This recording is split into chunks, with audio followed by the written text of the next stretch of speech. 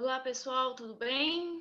Espero que estejam tudo bem com vocês, estejam se cuidando, né? Pessoal, hoje a gente vai dar continuidade à nossa matéria, tá? Hoje a gente vai ver a aula 17, que seria a parte de termoquímica, ok? Então, assunto, assim, bastante importante também, que sempre aparece aí nos vestibulares, principalmente no Enem, né? Porque a gente estuda lá o famoso ΔH, né? Que está envolvido aí em toda a reação química. Ok? Então, é um assunto bem importante, vale a pena dar muita atenção a esse assunto, tá? E agora eu vou compartilhar os slides com vocês. Depois, no finalzinho, lá tem os 4 exercícios de aplicação, tá? E depois, então, aproveitem aí para dar uma boa estudada nesse assunto e fazer os exercícios aí, certo? Então, vamos lá, pessoal. Então, olha só. Então, como eu falei, hoje a gente vai ver toda a parte de termoquímica, ok? Pessoal, essa parte de termoquímica, o assunto principal, né, o tópico principal que a gente estuda é a questão da entalpia, né? Então, olha só para a gente dar o pontapé inicial aí na nossa aula. Então, todas as reações químicas, né, e todas as mudanças de estado físico, elas vão ou liberar ou vão absorver calor. Então, ou seja, qualquer reação química a gente vai ter aí uma variação de calor aí, ok? Vai envolver esse calor. Então, olha só, um exemplo que eu trouxe aqui para vocês, que eu até fiz o esqueminha aqui no finalzinho do slide, seria a mudança de estado físico, né? Então, eu sei que a matéria ela pode estar no estado sólido, líquido ou gasoso. E eu posso passar de um estado para o outro, né? Que a gente chama de mudanças de estado físico. Então, por exemplo, do sólido eu posso passar para o líquido e fazer um processo que eu chamo de fusão. Do líquido para o gasoso, que a gente chama de vaporização, né? E do sólido diretamente para o gasoso, que eu chamo de sublimação. Então, veja que aqui nesse esqueminha eu destaquei essas passagens com flechinhas vermelhas, né? Que vão indicar que essas transformações, elas absorvem calor, né? Então, eu chamo de transformação endotérmica, ok? Então, olha só para a gente construir no nosso conceito.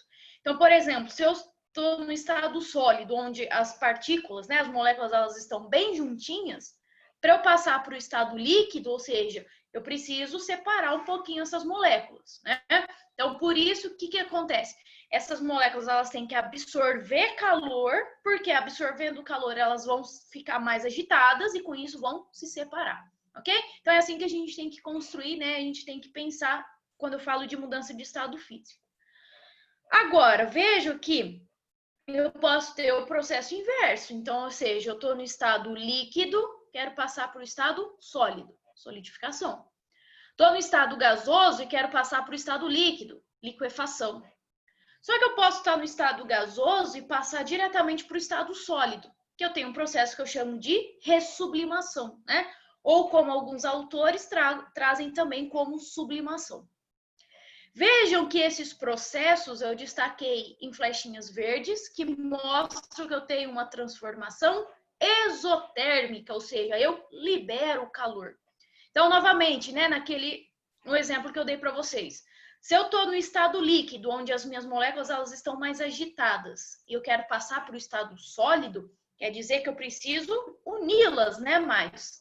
Então, ou seja, concorda que eu preciso tirar calor delas. Porque se eu tirar calor, elas vão se agitar menos, vão se aproximar mais, ok?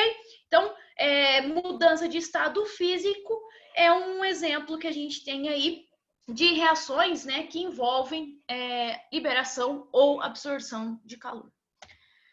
Bom, então olha só, esse calor que é liberado ou absorvido numa reação química, ele recebe o nome de calor de reação, que pode ser medido em joule, quilojoule, calorias ou quicalorias, tá? Mais uma vez, então, chamo atenção para isso, para vocês tomarem cuidado com as unidades, ok? Nos próximos slides eu mostro aí algumas conversões de unidade de joule para calorias e assim por diante.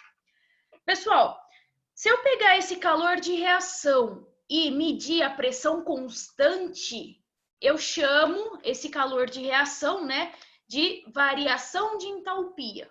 Eu chamo de ΔH, ok? Então, olha só, até destaquei aqui para vocês no slide. O ΔH vai ser o calor perdido ou recebido em qualquer processo físico ou químico a pressão constante, tá? Então, entalpia é um nome que a gente dá para esse calor aí, esse calor de reação, só que quando tiver a pressão constante. Então, olha só, o sinal de ΔH, que pode ser positivo ou negativo, ele vai indicar o sentido da transferência do calor. Ou seja, se é da reação, né, do meu que eu chamo de sistema para o ambiente, que eu chamo de vizinhança, ou se é da vizinhança para o sistema. Então, por exemplo, vamos imaginar lá num laboratório, eu peguei um becker e estou fazendo toda a minha reação ali dentro do becker. O meu becker eu chamo de sistema, né? Porque é onde que está ocorrendo a reação. Tudo que tiver ao redor desse becker eu chamo de vizinhança ou ambiente. Então, o ΔH, o sinal dele vai depender do sentido da transferência do calor. Então, olha só esses dois esqueminhas que eu trouxe para vocês, ó. Vamos imaginar que eu tenho o meu becker, que seria o meu sistema, tudo ao redor dele seria a minha vizinhança. Então, o que acontece? Se o calor é transferido da vizinhança para o sistema, eu tenho que o meu ΔH é positivo, né? Maior que zero. E eu tenho um processo que eu chamo de endotérmico, né? Endo para dentro. Agora, se eu tenho o meu becker e ele está liberando calor para a minha vizinhança, né? Então, se o meu sistema está liberando calor para a minha vizinhança, eu vou ter um ΔH menor que zero, né? Ou seja, um ΔH negativo. Então, eu falo que é um processo exotérmico, né? Exo para fora, ok? Então, sempre lembre aí que o ΔH está relacionado, o sinal dele está relacionado se o meu sistema está recebendo calor, absorvendo calor, ou se ele está liberando calor. Então, olha só, vamos estudar os dois processos, né, com mais detalhes. Primeiro processo, o processo exotérmico, tá? Então, lembram lá, ó, exo para fora, né? Então, nesse tipo de processo, o meu sistema está perdendo energia, o meu sistema está liberando calor, ok? Então, vamos imaginar uma reação química, né? Eu sei que numa reação química eu tenho que ter o meu reagente, que vai formar o meu produto. Vamos chamar o calor aqui, né, a energia do reagente, de HI, que é a minha energia inicial que eu tenho, certo? Concorda? Enquanto que a energia do meu produto eu vou chamar de HF, que vai ser a minha energia final, né? Então, tudo que eu tenho no início, onde eu tenho só reagente, depois esses reagentes vão formar os produtos, então eu vou ter uma energia final. Pessoal, se eu calcular o ΔH disso, né? Só lembrando, assim como a gente calcula lá na física, quando a gente vai calcular, por exemplo, o ΔV, né? A variação da velocidade. Como que eu calculo? Velocidade final menos velocidade inicial, né? Assim como eu vou calcular lá o ΔS, né? O espaço final menos o espaço inicial. Aqui na química é a mesma coisa, né? Então, quando eu falar de calcular o ΔH, eu vou estar calculando a variação desse calor de reação. Então, ou seja, o que eu tenho lá no final menos o inicial, ok? Então, olha só, pessoal, vamos construindo o nosso conceito aqui, ó. Se eu tenho um processo que está liberando calor, vocês concordam que a energia dos meus reagentes, ou seja, a energia inicial, é maior que a energia final, né, dos meus produtos? Então, eu tinha lá bonitinho os meus reagentes, só que eles estão liberando calor. Então, ou seja, no início eles tinham algo maior do que no final, ok? Então, por isso que eu posso escrever que o HI é maior que o HF.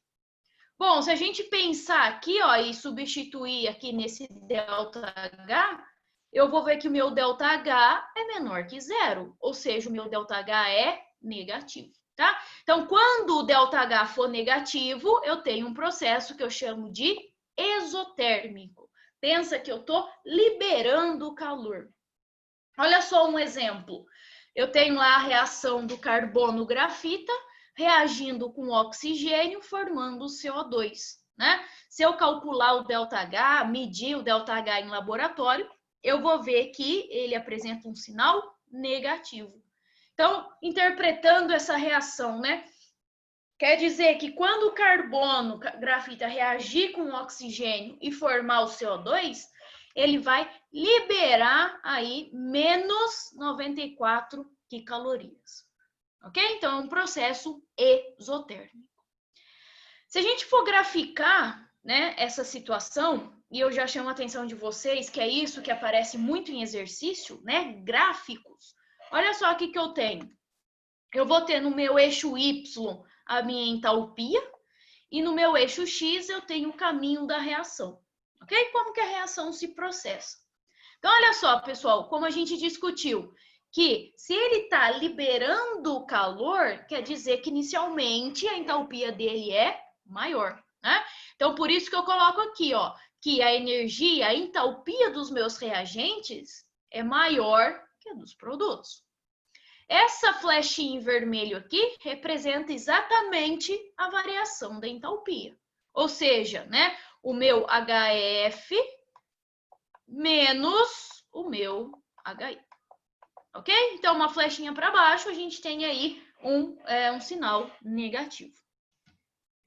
Agora, pessoal, eu posso ter o segundo processo, que eu chamo de processo endotérmico. Olha só a palavrinha, endo, né? Para dentro. Então, esse processo é aquele processo que o sistema vai absorver energia, vai absorver calor, ok? Então, se novamente eu pensar na minha reação química de reagente formando produtos, aqui eu tenho o HI, aqui eu tenho o HF e tenho o meu ΔH, né? Pessoal, olha só, se o processo está absorvendo energia, quer dizer que a energia dos meus produtos vai ser maior do que a dos reagentes, né? Então, ou seja, ele tinha lá algo inicial, ele absorveu calor, poxa, então quer dizer que no final ele vai ter uma energia maior do que ele tinha no início. Então, por isso que eu posso escrever, ó, que agora num processo endotérmico, o HI é menor que o HF. Se eu substituir aqui no ΔH, eu vou ver que o meu ΔH vai ser maior que zero, ou seja, ele vai ser positivo. Olha só o exemplo. Pega aí a água no estado vapor, né? Ela vai aí se transformar em H2 gasoso e meio de oxigênio gasoso. Se eu calcular o ΔH, medir esse ΔH, olha só, eu vejo que ele é mais 58 quicalorias. Ou seja, é um processo endotérmico.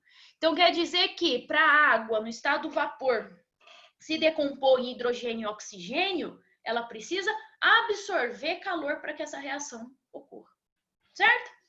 Então, olha só, novamente, né? Se eu for graficar essa situação, tenho no eixo Y a entalpia e no eixo X caminho da reação.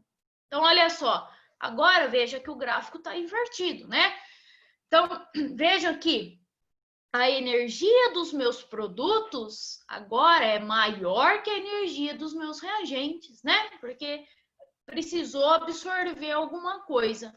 Então, se eu fizer essa diferença, né, do HI para o HF, né, ou melhor dizendo, né, do HF para o HI, eu vou ter aqui essa flechinha em vermelho para cima, que agora representa um ΔH positivo. Certo? Então, pessoal, tomem bastante cuidado com isso, né? Porque aqui que é fundamental a gente reconhecer o que é um processo endotérmico e o que é um processo exotérmico, ok? Então, pode ser que o exercício ele te dê gráficos com as energias de reagentes e produtos, então a gente tem que lembrar disso. E pode ser que ele te dê, por exemplo, te dê uma reação com um ΔH, né? E olhando o sinal do ΔH, a gente consegue ver se é endotérmico ou exotérmico, certo? Bom, aqui, pessoal, eu trago um slide com algumas observações. Primeira observação, eu tenho aí algumas, né, unidades para entalpia, né? Então, de caloria, eu posso passar para joule. Que calorias para calorias, quilojoule para joule. ok? Então, foi aquilo que eu chamei a atenção nos primeiros slides para vocês. Tomem cuidado com as unidades, tá? Veja se qual unidade que o exercício está pedindo, qual exercício que ele está trabalhando, né? A unidade que ele está trabalhando. Então, tomem cuidado com isso. A segunda observação, pessoal, olha só. Antes, né, antigamente, a gente poderia escrever, né, trabalhar com o conceito de ΔH, representar o calor de reação, né, de duas formas, tá? Olha só. Vamos trabalhar, por exemplo, primeiro com uma exotérmica, tá? Então, uma reação geral aí, onde A mais B vai dar C mais D. Então, reagente e produtos. Pessoal, olha só. Antes eu poderia trabalhar com calor de reação de duas formas, tá? Poderia apresentar ele aqui, ó, como mais X quicalorias, ou eu posso representar ele pelo ΔH, tá? Essa primeira forma aqui, ó, que eu chamei atenção pela flechinha azul, seria o calor de reação como um participante da reação, ok? Então, veja que, além de eu estar produzindo os produtos C e D, eu também estou produzindo calor. Então, veja que aqui eu adicionei ele como um participante da reação. Mas olha só, isso aí num processo exotérmico, tá? Tomem cuidado com isso, porque é onde que a galera pode errar.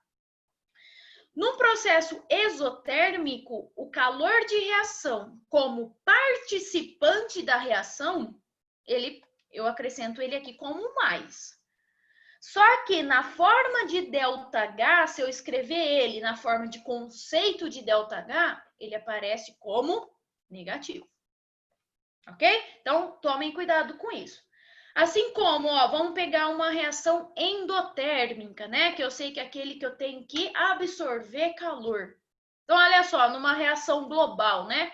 A mais B dando C mais D, menos calor. Porque é como se eu passasse esse menos, igual se fosse resolver uma equação de matemática. Esse menos eu jogasse lá para os reagentes, ele se tornaria mais. Então, veja o seguinte, que num processo endotérmico, se eu quiser representar o calor de reação como participante da reação, ele aparece como negativo. Só que, se eu quero escrever ele na forma de ΔH, eu represento ele como positivo, tá? Então, olha só, essa questão de escrever como participante da reação, hoje em dia não se utiliza muito mais, tá? Hoje em dia, os exercícios ele vai focar mais em escrever o calor de reação como conceito de ΔH. Mas eu chamo a atenção de vocês, porque pode ser que algum vestibular ainda se prenda a isso, ok? Então, para chamar atenção, para mostrar para vocês que isso pode ocorrer, né? E tomar cuidado aí para não confundir. Tranquilo? Bom, pessoal, então olha só. Então, agora a gente vai aprender a calcular esse ΔH de uma reação, certo? Então, olha só. Primeira coisa, a gente tem que rever alguns fatores de que o ΔH depende. Então, olha só. Primeiro fator. O ΔH, ele depende da quantidade das substâncias. Olha só, os dois exemplos que eu trouxe para vocês. Vamos pegar aqui o carbono grafita. Veja que eu estou 1 mol de carbono reagindo com 1 mol de oxigênio, dando 1 mol de CO2, certo? Se eu for calcular o ΔH, medir, por exemplo, lá no calorímetro, eu vou ver que é menos 94 quicalorias, isso a 25 graus Celsius e 1 atm. Beleza. Agora eu vou fazer uma segunda reação, na qual eu vou dobrar a quantidade da substância. Então, ou seja, eu vou usar 2 mols de carbono grafita, 2 mols de oxigênio e 2 mols de CO2. Se eu calcular o ΔH, olha só, o meu ΔH agora vai ser de menos 188 quicalorias a 25 graus Celsius e 1 atm. Pessoal, onde que eu quero chegar? Olha só, Perceberam que ao dobrar a quantidade da substância, eu também dobrei o meu ΔH, né? Então, ou seja, ele liberou mais, né, que calorias. Então, olha só que eu coloquei no quadrinho em destaque. A quantidade de calor de um processo, né, ou seja, o meu ΔH, é diretamente proporcional à quantidade de matéria, né, ou seja, de mols de seus participantes. Então, se eu dobro a quantidade da matéria, eu vou dobrar o ΔH. Ah, se eu diminuo pela metade a quantidade de matéria, eu vou também diminuir pela metade o meu ΔH. Certo? Então, isso aí é um primeiro conceito que a gente tem que ficar bem claro na nossa cabeça, porque a gente vai usar bastante aqui daqui para frente. Segundo fator que o ΔH depende do estado físico das substâncias. Olha só, vamos pegar o exemplo da reação do H2 gasoso com meio mol de O2 gasoso. Pessoal, eu posso formar 3 substâncias aqui, ó. Posso formar água no estado gasoso, posso formar água no estado líquido, posso formar água no estado sólido. Onde eu quero chegar? Vejam os ΔHs aqui de cada um desse estado físico. Então, a gente percebe que do estado gasoso é diferente do estado líquido, que é diferente do estado sólido. Posso graficar isso para ficar mais claro, ok? Então, veja que se eu mudo o estado físico da substância, eu também estou mudando o ΔH, ok? Então, nesse caso aqui, se a gente comparar o gasoso com o líquido e com o sólido, eu vou ver que no estado sólido libera mais calor, ok? Porque, ó, veja que, né, ele libera 70 quicalorias. Pessoal, um parênteses, tá? Tome cuidado que isso aqui, esse negativo aqui, não indica que o meu número é negativo. Esse negativo, ele só aparece aí para indicar que o meu ΔH, ele está negativo porque a reação libera calor, ok? Então, por isso, assim, que aqui eu considero 70, 68 e 58. Então, por isso que a síntese da água sólida libera mais calor do que a água gasosa e a água líquida. Ok? Porque 70 é um número maior que 68, que é um número maior que 58. Certo? Então, esse sinal negativo é apenas para mostrar que está liberando calor. Terceiro fator que o ΔH depende do estado alotrópico, né?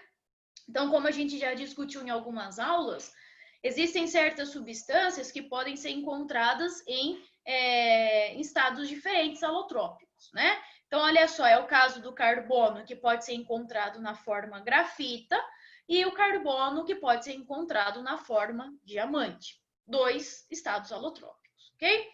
Então, olha só, pessoal, o carbono grafita, quando reagir com o oxigênio formando CO2, ele libera 94 quicalorias. Enquanto que o carbono diamante, reagindo com oxigênio formando o CO2, ele libera 94,5 quicalorias. Então, veja que eu mudei o estado alotrópico, mudei também o ΔH. Bom, outro fator que o ΔH depende da temperatura e da pressão, né? Isso se houver gás na reação.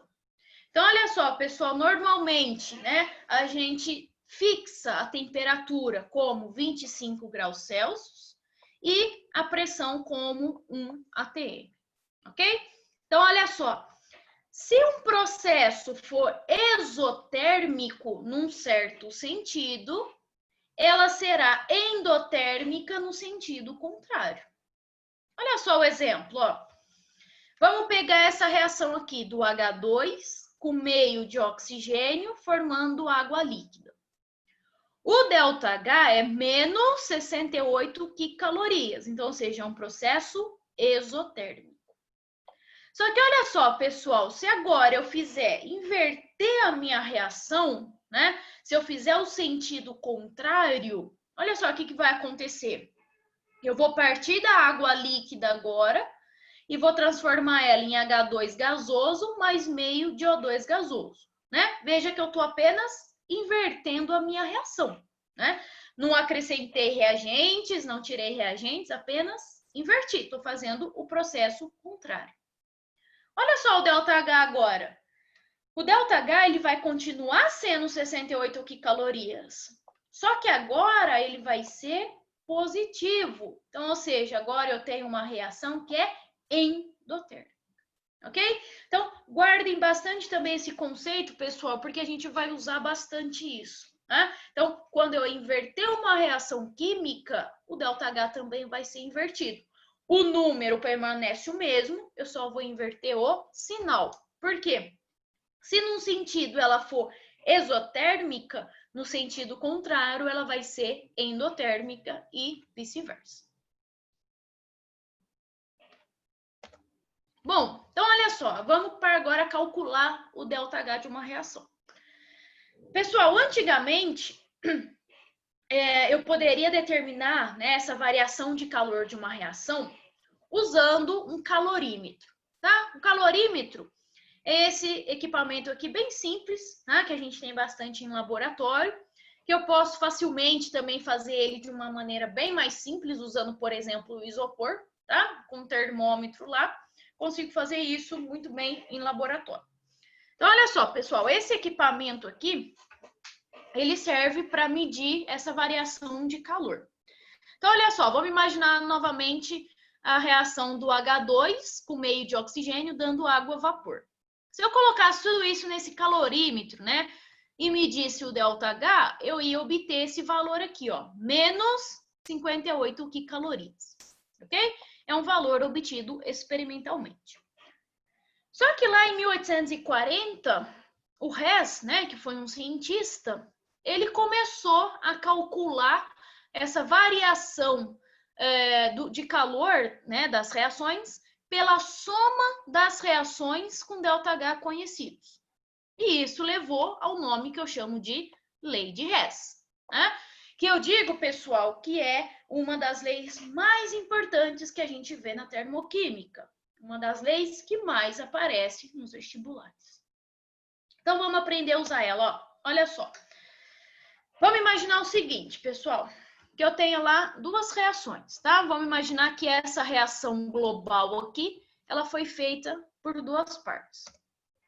Numa primeira reação, o hidrogênio gasoso está reagindo com meio mol de oxigênio gasoso, formando água líquida. E ela teve um valor de ΔH1 de menos 68 quicalorias, certo? Só que agora vamos imaginar que eu vou fazer uma segunda reação, né? Onde a água líquida vai se transformar em água vapor. Esse ΔH2 vale mais 10 quicalorias. Pessoal, olha só, observando reagentes e produtos, veja que a água líquida aparece como produto em uma reação e ela aparece como reagente na outra reação. Então, posso cortá-la, ok? Posso cortar mais alguma coisa? Não, né? Então, eu vou repetir o que me sobrou. Então, sobrou lá H2 gasoso, meio de oxigênio gasoso, mais H2O vapor. Pessoal, olha o ΔH dessa reação global aqui, ó. Menos 58 quicalorias. Como que eu cheguei nesse ΔH? Olha, através dessa formulinha aqui, que é a nossa famosa lei de Hess. Então, o que o Hess falava aqui? Numa reação química, o ΔH da minha equação global, da minha equação geral, vai ser a soma dos ΔHs das etapas que foram feitas, né, para se chegar nessa reação global. Nesse caso aqui, eu trabalhei com ΔH1 e ΔH2. Menos 68 mais 10, eu chego no menos 58, ok? Que é exatamente igual ao valor que eu obtenho experimentalmente lá no laboratório, tá? Então, a lei de Hess é basicamente isso. Olha só, aqui eu trouxe como né, algumas regrinhas, né, alguns itens aí que eu tenho que seguir para usar a lei de Hess e calcular o ΔH. Olha só, primeiro, vou sempre tomar como base a equação cujo ΔH é desconhecido. Tá? Depois, no próximo slide, a gente vai fazer um exemplo e a gente vê isso melhor. Vou trabalhar algebricamente com as outras equações, de modo que, somando os ΔHs dessas equações, eu obtenho a equação com ΔH desconhecido. Segundo, cada ΔH sofrerá a mesma modificação algébrica sofrida pela respectiva equação química. Ou seja, como a gente viu que o ΔH depende da quantidade de substância, quer dizer que se eu multiplicar a minha reação por 2, eu vou ter que multiplicar o meu ΔH por 2. Se eu multiplicar por 4, eu também vou ter que multiplicar o meu ΔH por 4. Ok? Depois a gente vê melhor no exemplo. Passo 3. O valor do ΔH desconhecido será igual à soma algébrica dos valores dos ΔHs das etapas. Lei de Hess. Tá? Então, olha só que eu coloquei no quadrinho em destaque. O valor de ΔH de um processo não depende do número de etapas, nem do tipo de cada etapa deste processo. Então, olha só, ainda destaquei em negrito. O valor de ΔH depende apenas do estado inicial e do estado final. Certo? Beleza. Vamos calcular, então, um outro exemplo. Né? Vamos calcular o ΔH usando a lei de Hess. Então, olha só, pessoal. O exercício pede para a gente calcular o ΔH desse processo aqui, ó. Então, eu vou tomar essa reação como uma equação base, né? Porque é dela que eu quero saber o ΔH. Então, olha só. Carbono grafita reagindo com 2 mols de hidrogênio gasoso, formando 1 mol de CH4 gasoso. Só que aí ele me deu que, para eu chegar nessa reação, eu preciso fazer 3 outras reações. Então, ele me deu lá a reação 1, reação 2, reação 3, cada uma com seus respectivos ΔH. Certo? Pessoal, olha só. Então, eu sei que o primeiro passo lá é eu tomar como base a equação de ΔH desconhecido, o ΔH que eu quero calcular. Então, é essa equação aqui. O que eu vou fazer agora? Eu vou trabalhar algebricamente com essas 3 etapas aqui, de forma que, somando elas, eu obtenho essa equação geral. Ok? Então, olha só o primeiro passo. Veja o seguinte. Veja que na minha equação que eu quero descobrir o ΔH, o carbono grafita, ela tá no reagente. Bom, se a gente olhar a equação 1, o carbono grafita também está no reagente. Então, perceba que eu vou manter a equação 1, ok? Mantive. Beleza. Agora, vamos olhar de novo a equação global. Veja que eu tenho 2 mols de hidrogênio gasoso no reagente. Se eu olhar as minhas equações aqui, eu vou ver que a equação 2, eu também tenho hidrogênio gasoso nos reagentes. Só que aqui eu tenho apenas 1 mol. E aqui eu tenho 2. Então, o que eu tenho que fazer? Multiplicar a equação 2 por 2, né? Porque aqui eu estou trabalhando com 2 mols. Então, é isso que eu vou fazer. Veja que eu vou multiplicar toda a equação por 2. E, além disso, vou multiplicar o meu ΔH por 2, né? Então, olha só, multipliquei o menos 68 por 2, que eu já calculei aqui, que deu menos 136. Pessoal, olha de novo a equação geral. Veja que o meu CH4 gasoso, ele aparece como produto. E na equação 3, ele aparece como reagente. Então, para ele se transformar em produto, o que é que eu preciso fazer? Eu vou inverter a minha equação 3. Só que lembre-se do detalhe. A hora que eu inverter a minha equação 3, o meu ΔH também tem um sinal invertido. Então, por isso que aqui era negativo, passou a ser positivo, ok?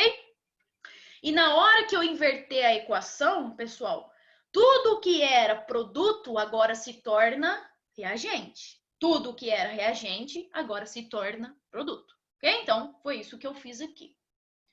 Bom, vamos ver o que a gente pode trabalhar agora, né? Vamos observar aí, por exemplo, agora eu vou somar as 3 equações.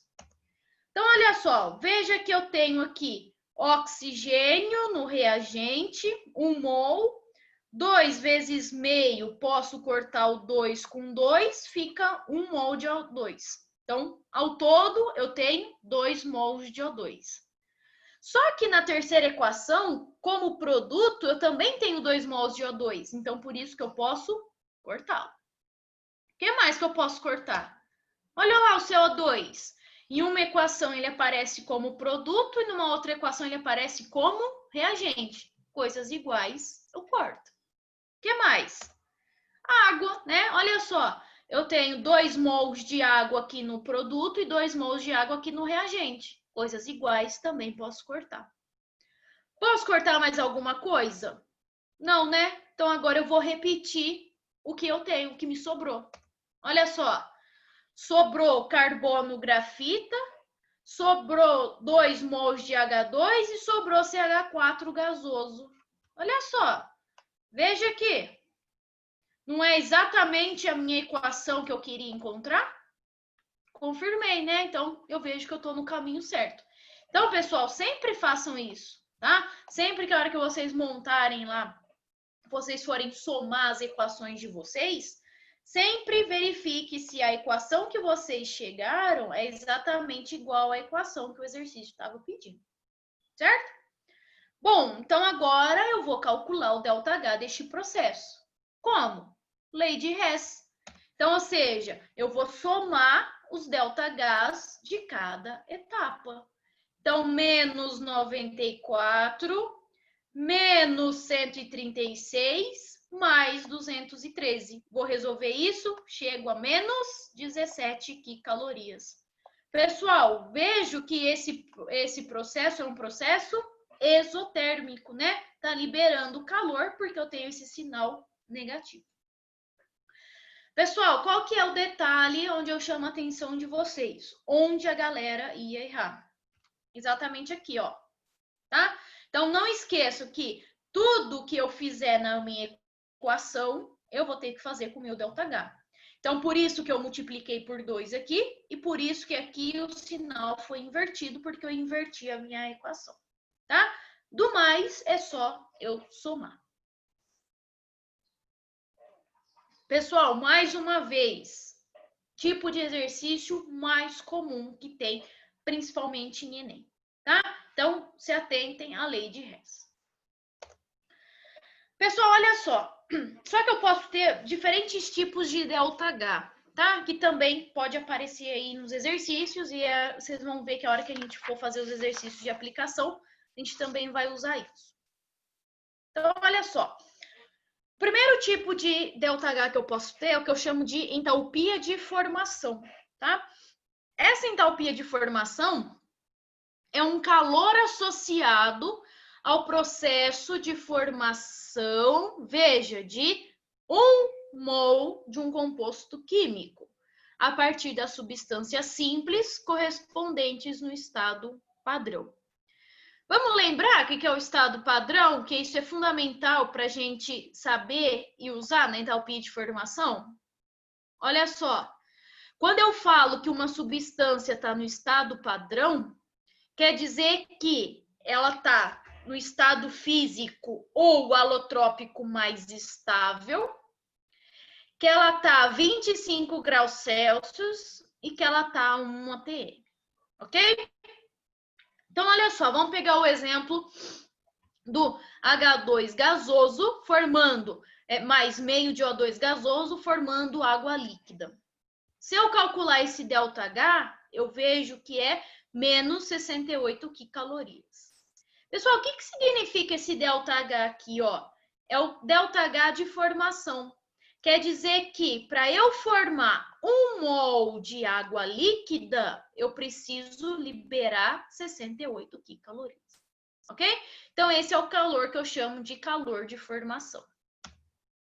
Só colocando uma observação, né, para explicar melhor o que seria esse estado padrão.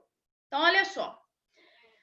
No estado padrão, né, cujas características eu apresentei nesse slide aqui, as substâncias simples, elas apresentam entalpia zero.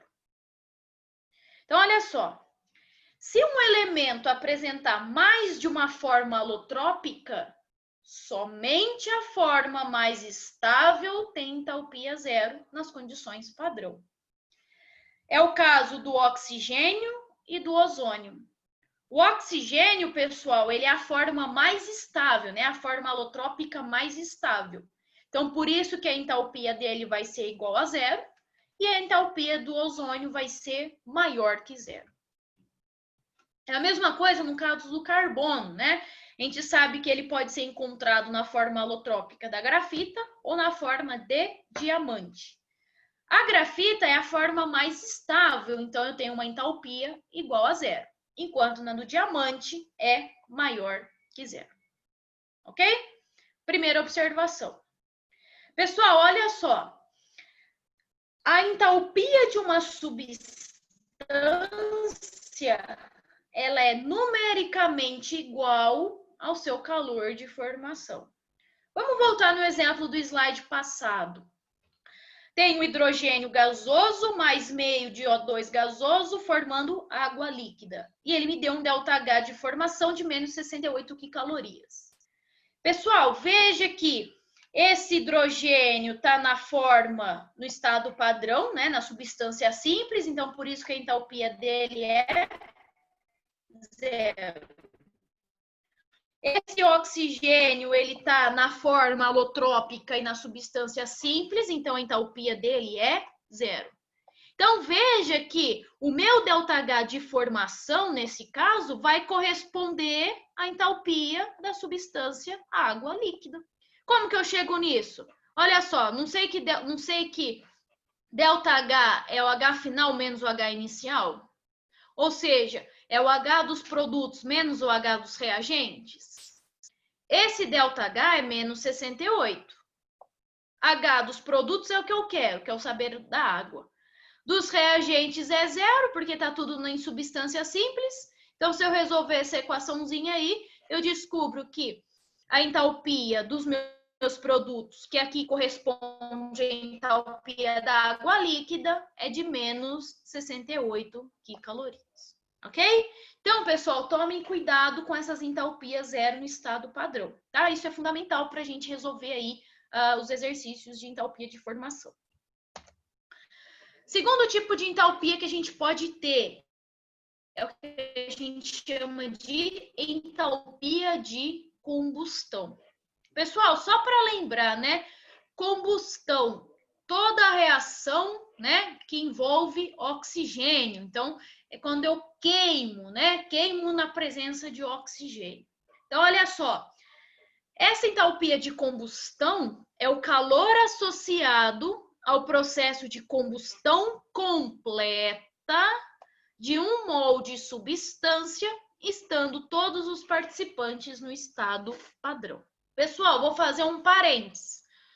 Vamos relembrar a combustão completa? Toda combustão completa libera CO2 mais água, ok? Diferente de uma combustão incompleta, que eu vou liberar CO mais água, tá? Então, olha só o exemplo. Vou pegar o metano, vou reagir aqui com ele com oxigênio, vou formar CO2 mais água. Então, calculei lá o ΔH, vi que é de menos 272,8 quicalorias. Pessoal, esse valor de ΔH, ele refere-se ao calor de combustão do metano. Então, ou seja, para eu queimar 1 mol de CH4, eu libero menos 212,8 quilocalorias. E o terceiro tipo de entalpia, pessoal, que também é um caso muito importante, é o que a gente chama de entalpia de ligação. Pessoal, essa entalpia de ligação, ela está relacionada com a energia na formação e na quebra de ligações, ok? Então, eu sei que uma ligação, ela é formada, eu preciso aí fornecer energia. Se eu vou quebrar a ligação, eu preciso, né? Então, sim, sempre tem uma energia envolvida na formação e quebra de ligações. Então, olha só. Nesse caso, como que eu calculo o ΔH? É um pouquinho diferente. Então, olha só. O ΔH de uma reação pode ser calculado pelo saldo matemático das energias de ligação entre os átomos de reagentes e produtos. Dica: sempre que ele falar de entalpia de ligação, pessoal, transforme essa reação, monte as moléculas na forma estrutural. Por quê? Porque isso vai facilitar vocês enxergarem as ligações químicas que estão sendo quebradas e as que estão sendo rompidas, tá? No exercício, eu chamo a atenção de novo para vocês para isso. Quadrinho em amarelo de destaque, olha só. Quando eu falar de reagentes, eu estou falando de ligações químicas que estão sendo quebradas. Pessoal, para eu poder quebrar uma ligação, eu preciso fornecer energia, né? Eu preciso dar energia para essa ligação quebrar. Então, por isso que eu falo que é um processo endotérmico, sinal positivo. Agora, quando eu estou falando de produtos, né, que eu estou formando ligações, eu estou tendo que eliminar, né? Estou tendo que liberar energia. Então, é um processo exotérmico. Então, sinal negativo. Ok? Na hora de a gente for fazer o exercício, fica mais claro para vocês aí. Então, olha só, vou dar um exemplo, né? E depois no exercício eu chamo de novo a atenção de vocês. Vamos imaginar, então, que eu tenho essa seguinte reação, né? 2 mols de HI gasoso reagindo com 1 mol de Cl2 gasoso, formando 2 mols de HCl gasoso mais 1 mol de I2 gasoso. Pessoal, então olha só, qual que foi a dica que eu dei? Sempre que eu falar de entalpia de ligação, transforme essa reação na forma de fórmula molecular, né? Estrutural, desculpa. Porque daí vocês vão conseguir enxergar as reações. Então, olha só, HI eu sei que eu tenho uma ligação covalente entre o hidrogênio e o iodo. Mesma coisa com o Cl2, com o HCl e com o I2, tá? Então, veja que eu estou colocando aqui em forma de ligação, tá? Então, vamos observar, pessoal. Observem atentamente o que eu tenho no reagente e o que eu tenho no produto. Observe atentamente as quantidades que eu tenho. Então, olha só. Vejam que, para acontecer essa reação, eu precisei quebrar 2 ligações HI. Concorda? Tinha 2 mols, então precisei quebrar 2 ligações HI. Assim como eu precisei quebrar uma reação ClCl.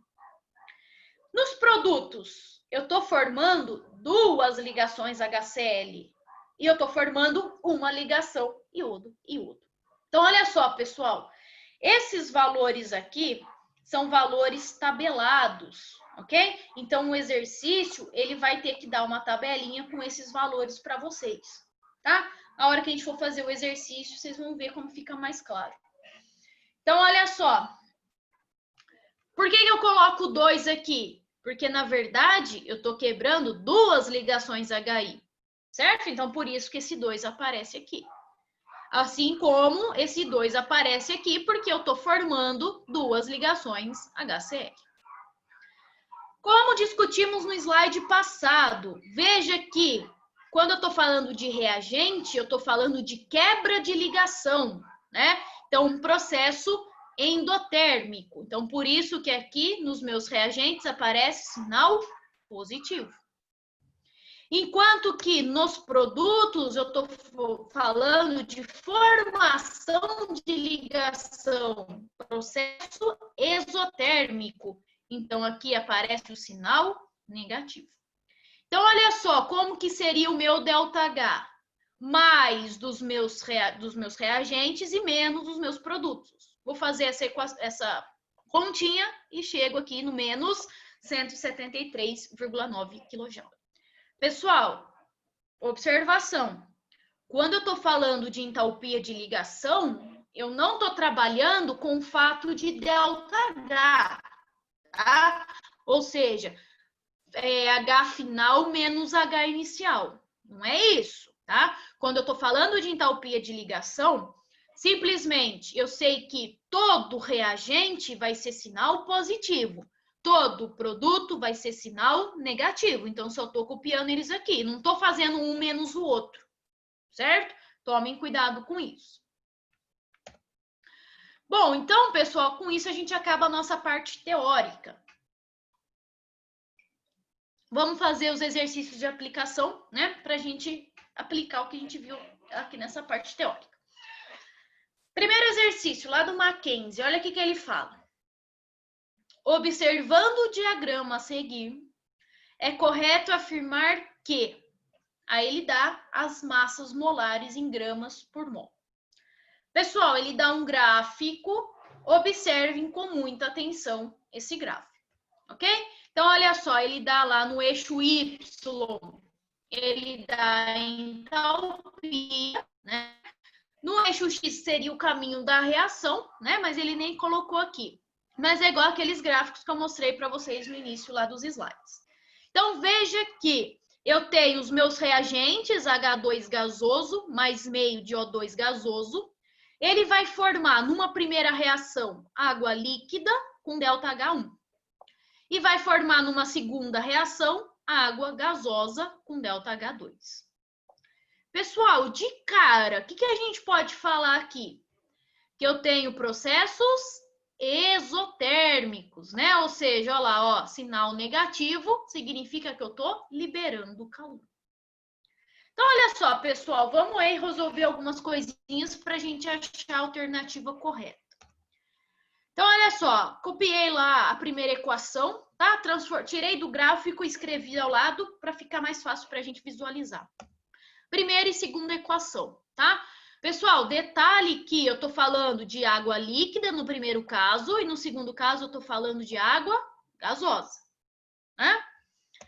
Então, olha só, pessoal, aqui ele vai falar, por exemplo, na alternativa A, de vaporização da água. Pessoal, vamos lembrar aqui que é vaporização? Quando a água passa, né, ou a substância passa do estado líquido para o estado gasoso. Então, ou seja, eu teria que lembrar, aí que está a dificuldade desse exercício, eu teria que lembrar que numa reação de vaporização, a água líquida vai se transformar em água gasosa. Então, o que vai acontecer? Bom, perceba que eu vou ter que trabalhar com essas equações aqui para chegar exatamente na minha equação de vaporização. Então, essa aqui é a minha equação que eu vou tomar como base.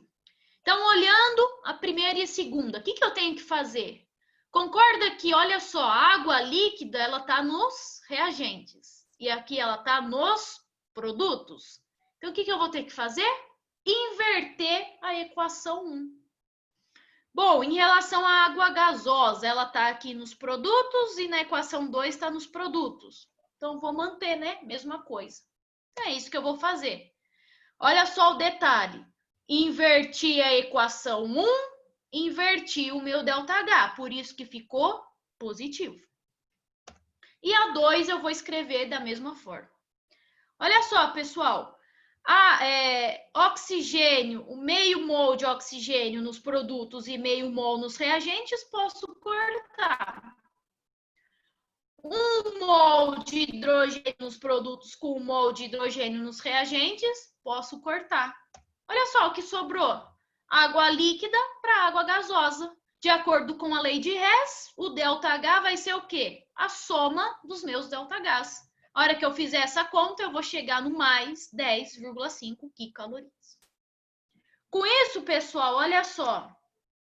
Na alternativa A, ele já fala o seguinte. Para vaporizar 18 gramas de água, são liberados 10,5 quicalorias. Liberados, pessoal? Não, né? São absorvidos. Por quê? Meu sinal é positivo. Então, isso aqui estaria errado. Tome cuidado com essas palavrinhas, hein? B. O calor de reação na síntese da água líquida é igual ao da água gasosa. Não, né? A gente viu que se eu mudo o estado físico da substância, eu mudo o valor de ΔH. Então, isso aqui também está errado. C. A entalpia para vaporização de 36 gramas de água líquida é mais 21 quicalorias. Vamos montar a continha? Eu sei que 1 mol de água tem 18 gramas, né? Massa molar da água. E a gente viu que 1 mol de água, olha lá, absorve 10,5 quicalorias. Só que ele pede 36 gramas. Então, o que vai absorver? X. A hora que eu resolver essa regrinha de 3, eu chego que o meu X é mais 21 quicalorias. Então, ou seja, alternativa C, alternativa correta. Ok? Então, pessoal, é um exercício típico de lei de Hess, que a grande dificuldade estaria nisso, que a gente teria que sacar que uma reação de vaporização, né? Nesse caso, eu teria que montar a minha equação da água líquida formando água gasosa. Ok? Então, com isso, eu ia trabalhar com as demais equações, chegaria na minha equação global com o meu ΔH. Pessoal, tomem cuidado com sinais, certo? Sinal de ΔH. Exercício 2, ele fala o seguinte, ó, lá da UEL. Considere as seguintes entalpias de formação em kJ por mol. Então, ele dá lá a entalpia do óxido de alumínio e do óxido de magnésio. Com essas informações, pode-se calcular a variação da entalpia da reação representada por. Então, veja que ele me deu a equação global. E ele quer o valor de ΔH dessa reação. Pessoal, olha só o que eu fiz. Peguei essa equaçãozinha e coloquei aqui um pouquinho maior para a gente trabalhar com ela. Veja o seguinte, primeira coisa. A equação está balanceada? Tá, sempre verifique isso, né? Que eu chamo sempre a atenção de vocês para isso. Bom, então vamos colocar a relação de mols aqui. 3 mols, 2, 3 e 1. Tá? Isso vai ser importante. Então, olha só, pessoal, primeira coisa. Veja que alumínio e magnésio, eles estão como substância simples. Então, a gente discutiu que quando elas estão, né, substâncias simples estão no estado padrão, a entalpia delas é 0. Então, por isso que eu coloquei aqui H0, H0. Bom, veja que do restante das substâncias, ele me deu o valor. Então, com isso, eu consigo calcular o ΔH normal. Olha só. Lembrando que o ΔH da reação é o ΔH dos produtos menos o ΔH dos reagentes. ΔH dos produtos, não é o do óxido de alumínio, trióxido de alumínio aqui? Então, fica menos 1670. Menos da fórmula, menos... Só que olha só, pessoal, aí que é o detalhe. Por isso que eu falei para a gente já fazer a análise da quantidade de matéria. Veja que esse valor que ele dá aqui é de entalpia de formação de 1 mol da substância. Quanto que eu tenho de óxido de magnésio? 3 mols. Então, por isso que eu tive que usar esse 3 aqui, ok? Não esqueçam desse detalhe, porque é aí que a galera erra. Resolvo a continha, chegaria que o ΔH da reação é mais 142 kJ, alternativa C. Tranquilo, né? O que a gente precisaria lembrar? Da entalpia no estado padrão. E lembrar, então, que a entalpia de formação sempre está relacionada a 1 mol. Então, se eu tiver 2, 3, 4, 5 mols, eu preciso multiplicar. Exercício 3, lá da FEI. Olha só. São dadas as seguintes variações de entalpia de combustão. Então, ele deu lá uma primeira equação, uma segunda equação e uma terceira equação, né? Cada uma com seus ΔHs.